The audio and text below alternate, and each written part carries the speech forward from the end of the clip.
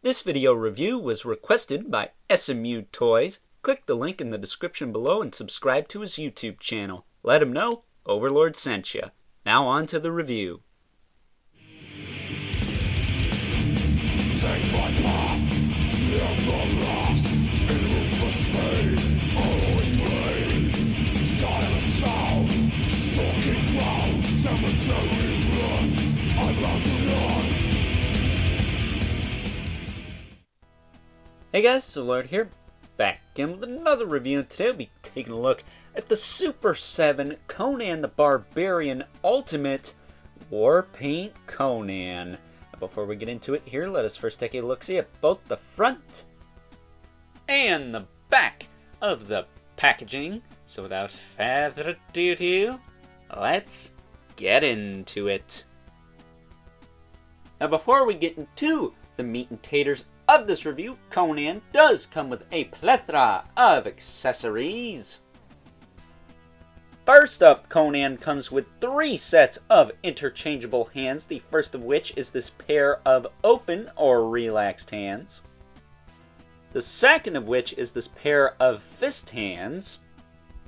And lastly, for the hands anyways, Conan comes with a pair of grip hands, both of which featuring the appropriate hinges for gripping onto his sword. Next up, Conan comes with 2 interchangeable head sculpts, the first of which is this more stoic looking head. The second of which is this screaming head, and of these screaming heads we've gotten for Conan from fine folks over at Super7, this one seems the least derpy to me. Up next, Conan comes with his trademark Atlantean sword, and even though the Atlanteans in the Conan series are portrayed as giants in a way, I do think this sword is a bit large and in charge for this figure. But with that being said, I still think it looks pretty cool, and if anyone's going to have a giant sword, it's going to be Conan, right? That said, it also feels a little bit on the cheap side, but not fragile by any means. And last, but certainly not least, Conan comes with a big old honkin' sheath for his trademark Atlantean sword, and if I'm being quite honest here, this definitely does not help the anime vibes his sword already evoked with being quite large and in charge, as it were. But with that being said, let's now move on to the aesthetics and articulation.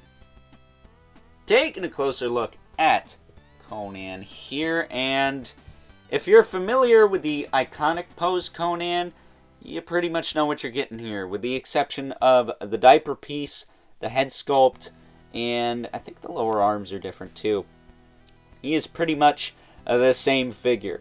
Essentially a Motsu Classics figure, minus the big old ugly pins, and that's about it. He really is a Motsu Classics figure, tried and true. Out of all the Super7 Ultimates I've looked at on this channel, which isn't many, mind you, because I don't screw with the Ninja Turtles or the Thundercats or anything like that, the Conan ones are definitely the most Motuk feeling of the bunch. And that's okay, because that totally works for the aesthetic that they evoke. So, articulation on this guy, pretty familiar with it at this point. He's got that kind of ball peg in the head. You can look around.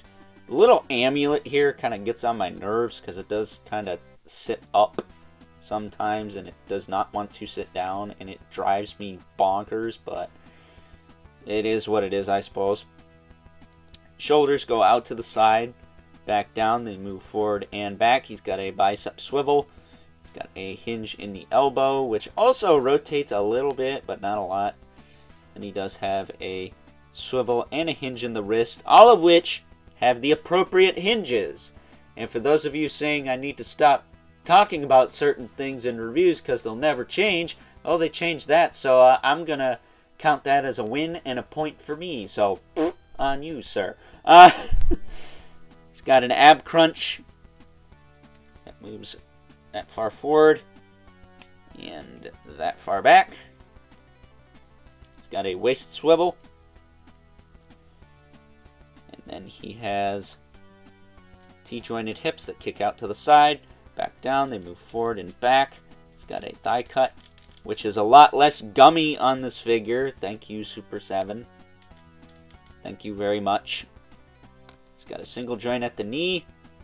He's got a swivel at the knee, which, unlike King Diamond's, this is a little bit more on the solid side, mostly because his knees were stuck out of package, but at the same time, I think these joints are better implemented on this guy than they were on the King.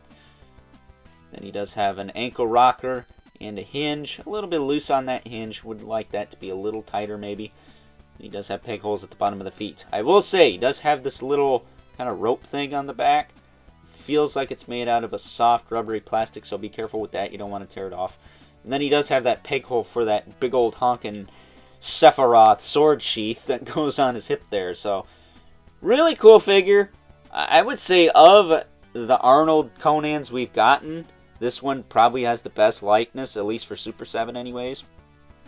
I'm not sure if we've gotten any other Arnold Conans from anyone else, but as far as Super 7's concerned, this one right here has the best likeness to good old Arnie. And I actually don't mind the war paint. I thought this was going to be super cheeseballs when I started checking him out, but he's actually really solid. I think this is probably the best Conan of this line thus far. And that says a lot, because I had very low expectations for this figure. But with that being said, that's pretty much war paint Conan in a nutshell. If you have one, you have them all at this point. Really, the only difference is the aesthetic. And in this one's case, it's very similar to that of the iconic pose Conan. So, with that being said, let's now move on and take a look at some size comparisons. First up, here's our new-ish War Paint Conan next to the iconic pose Conan and Pit Fighter Conan. And of the Arnold Schwarzenegger Conans we've gotten from the fine folks over at Super 7 thus far, I think the War Paint Conan has the best likeness of the three. Next up, here he is alongside both versions of Thulsa Doom, the Serpent Demigod Thulsa Doom and Warlord Thulsa Doom. And can I just say, we need some Conan the Destroyer figures. I would like a Conan and Andre the Giant from that movie, please and thank you.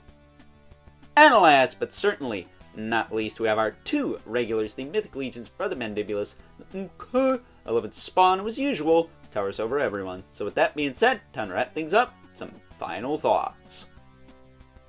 Overall, and of the Conan the Barbarian Ultimates I've messed around with, I'm going to be honest here, I think this one was the most fun for me personally, considering the fact that I'm not crazy about the war paint look for Conan, and the fact that he does have that big old honkin' anime-esque sword, which I know is a turnoff for some people because it is quite large compared to what we actually see in the movie, and the quality of it's not the best either, but I can look past that because, again, I had a lot of fun posing this guy around, swapping the parts out and whatnot. I think he is, of the Conan figures at least in this line, the best Super 7 has to offer. So if you could track him down for retail, maybe a little bit more, I know he's starting to sell out in most places, I would highly recommend you pick this guy up and check him out. I think he is the best Conan we've gotten in this line thus far, and the best Conan figure of Arnold Schwarzenegger we've gotten thus far. Not sure if we've gotten any Arnold Conans from anyone else actually, but if there is, I think this one is better than those two. Mostly because you can pose it around, and if there are any other ones, they're probably stactions or really expensive hot toy-esque figures. So, with that being said, I hope you guys enjoyed this review. If you're so inclined, please don't forget to comment, like, subscribe, and hit the bell so you know whenever I upload more reviews like this one. If you haven't already, please hit me up on Instagram at Overlord Productions. But as always, keep the comments civil, because the world sucks enough as it is, especially when your sword feels like it came from the dollar store. I mean, that's just no good, man. And until next time, I'll catch you guys later.